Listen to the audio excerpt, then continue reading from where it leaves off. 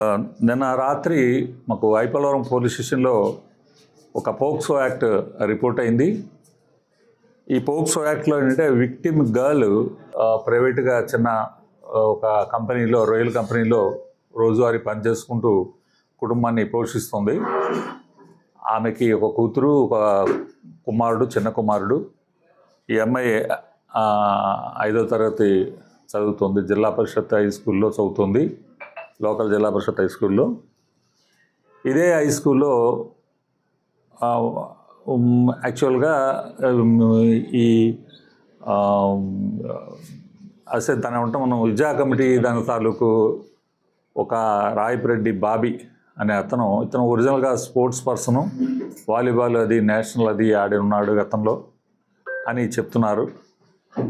ఇతను విద్యార్థులకి గేమ్స్ అవి నేర్పిస్తూ ఉంటాడు కొద్ది పెద్ద పిల్లలకి. అలాగా ఈ స్కూల్లో అంటే అఫీషియల్గా పీఈటీ ఏం కాదు. ఇతను సంబంధించి ఏదైనా స్కూల్కి కావాల్సిన ఫండింగ్ చేయడం కానీ, డెవలప్మెంటల్ యాక్టివిటీస్ కానీ అవి వాటిలో అతను పార్టిసిపేట్ చేస్తూ ఉంటాడు.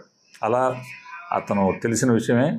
అతను పొలిటికల్గా కూడా ఉన్నాడని చెప్పి తెలుస్తుంది అతను స్థానికంగా.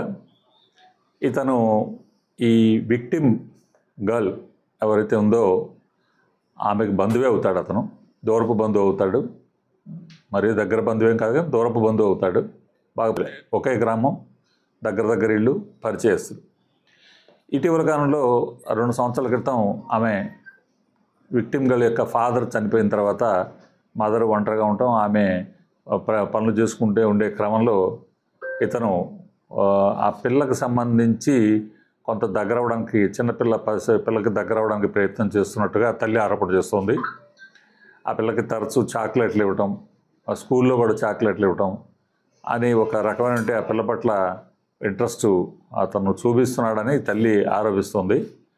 ఈ ఆరోపణ క్రమంలో ఈ తుఫానుకు ముందు, మనకి తుఫాను రావడానికి ముందు ఒక 3-4 రోజుల క్రితం వారి ఇంటి ముందు వీళ్ళు ఇంట్లో ఉండగానే అతను రాయపిరెడ్డి బాబీ అని అతను వచ్చి ఈ పిల్లకి, విక్టిమ్ గర్ల్కి చాక్లెట్ ఇచ్చి వెళ్ళటం గమనించినటువంటి తల్లి అతను వెళ్ళిపోయిన తర్వాత ఈ పిల్లని అడిగి, ఏంటి ఎందుకు ఇస్తున్నాడో చాక్లెట్లు, ఎందుకు తీసుకున్నావు చాక్లెట్లు అని అడిగినప్పుడు, ఇప్పుడే కాదమ్మా తరచూ ఇస్తూ ఉంటాడు, స్కూల్లో కూడా ఇస్తూ ఉంటాడు నాకు అంటే తల్లి గట్టిగా అడుగుతుంది.